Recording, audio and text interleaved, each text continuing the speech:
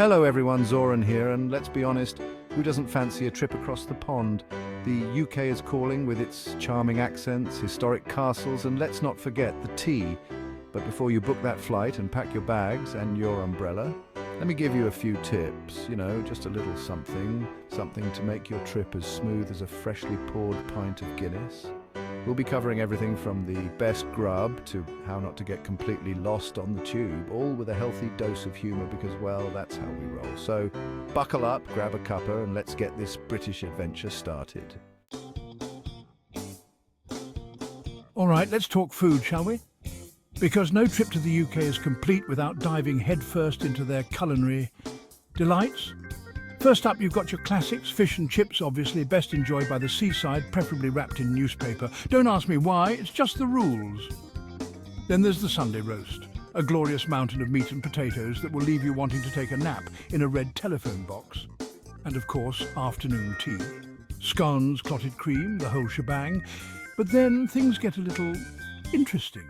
Like, have you ever heard of Marmite? It's this brown, sticky yeast extract. Look, just promise me you'll try it, okay? And then tell me if you understand what all the fuss is about. Because honestly, I'm still not quite sure.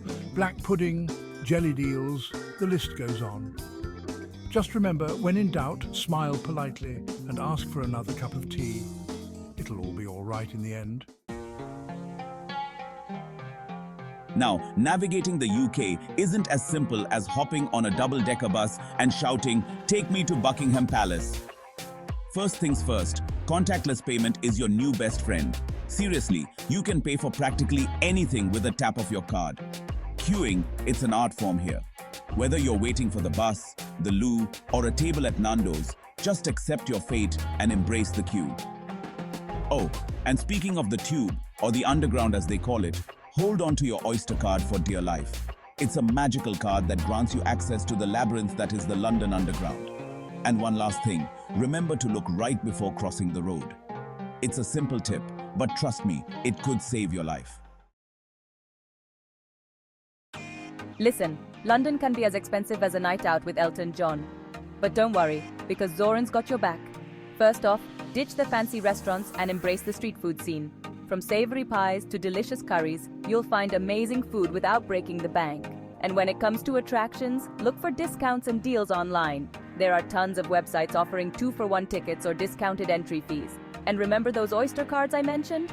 Well, they can also be used on buses and even some riverboats, which is a much cheaper way to see the city than those touristy hop-on hop-off buses. So be smart, be savvy, and you'll have plenty of quid left over for souvenirs. Maybe even a Union Jack hat if you're feeling adventurous.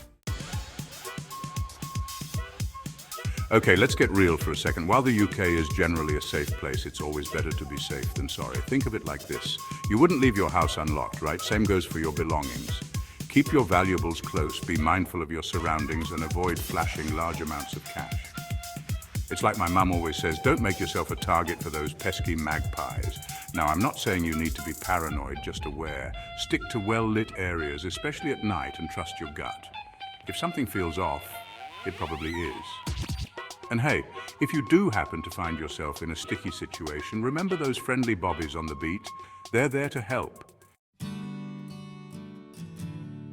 Right, let's talk flights. Finding a cheap flight is like finding a needle in a haystack. It's possible, but it requires some serious searching skills. My advice? Be flexible with your dates. Sometimes flying midweek or during the off-season can save you a bundle. And don't be afraid to explore different airports. Flying into Gatwick or Stansted might be cheaper than Heathrow. Speaking of Heathrow, that place is like a maze designed by a mischievous gremlin. Pro tip, download the airport map beforehand, or you'll end up wandering aimlessly for hours like I did that one time. Now, where you rest your weary head is important, even if it's just for a few hours after a long day of exploring. In the UK, you've got options galore, from budget-friendly hostels to fancy hotels that cost more than your monthly rent. Hostels are great if you're on a shoestring budget and don't mind sharing a room with a few strangers. Just be prepared for the occasional snoring symphony and questionable bathroom etiquette. On the other hand, if you're feeling fancy and want to treat yourself, go for a swanky hotel.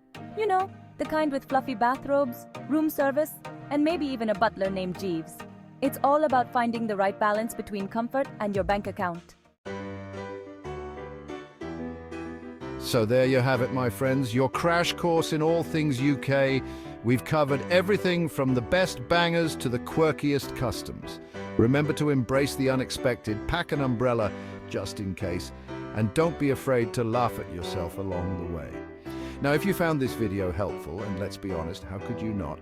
Give it a big thumbs up, subscribe to my channel for more travel shenanigans, and leave a comment below with your burning UK questions. Who knows, I might just answer them in my next video.